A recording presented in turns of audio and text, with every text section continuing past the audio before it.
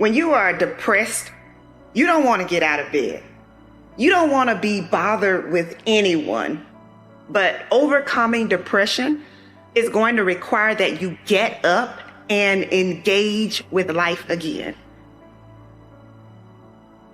When you are feeling down, the worst thing you can do is isolate yourself, because isolation actually intensifies sadness.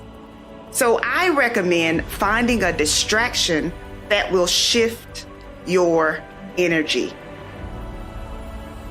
Beginning in my early 20s, I began to notice some of the symptoms of mild depression.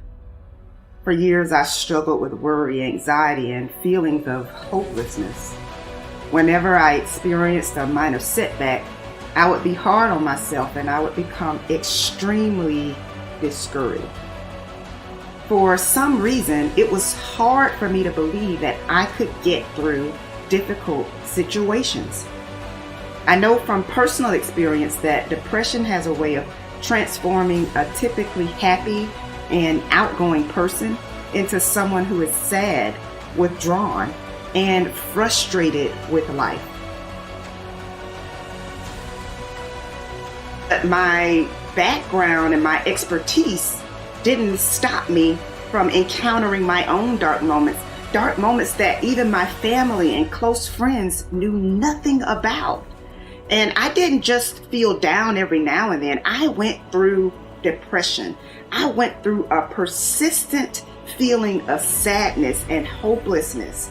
I lost interest in many of the things that I previously enjoyed, and I honestly felt like my family and friends would be better off without me. I felt like a failure. I felt insufficient. I felt like I couldn't take life anymore. And so I know what it feels like to not want to get out of bed. I know what it feels like to experience deep and distressing hurt that seems impossible to push through. I had pretended to be happy for so long that no one would have believed me if I told them that I was struggling with depression. But now that I'm on the other side of it, I'm glad I didn't forfeit all that I've been able to experience and accomplish. So while you might feel discouraged, you don't have to be discouraged, because brighter days are coming. Because I always felt alone in my battle, I didn't realize just how common depression was. I had no idea that 1 out of 10 people will experience depression during their lifetime. Do me a favor. Check on the people who are close to you. In most instances, the people who appear happy and appear strong are rarely asked how they are doing, because people assume their lives are perfect.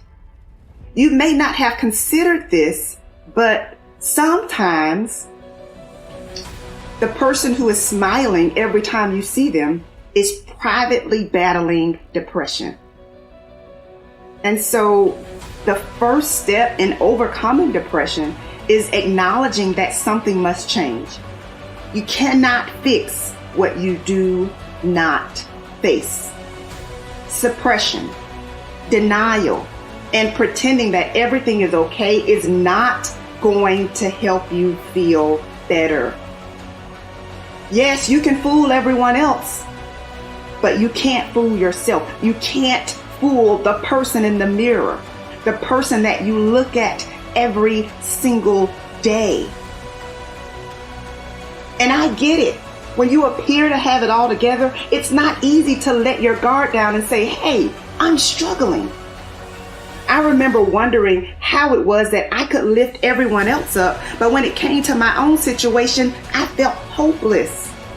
But my situation began to improve only when I had the courage to confront the fact that I was not as happy as I appeared to be. I was suppressing the wound of rejection. I was suppressing childhood trauma, and I was harboring anger. So let me say this. Uprooting anger and bitterness is not an easy thing to do. But at the end of the day, holding on to it does impact your physical, emotional, and mental health. So I say today, let it go. Let it go.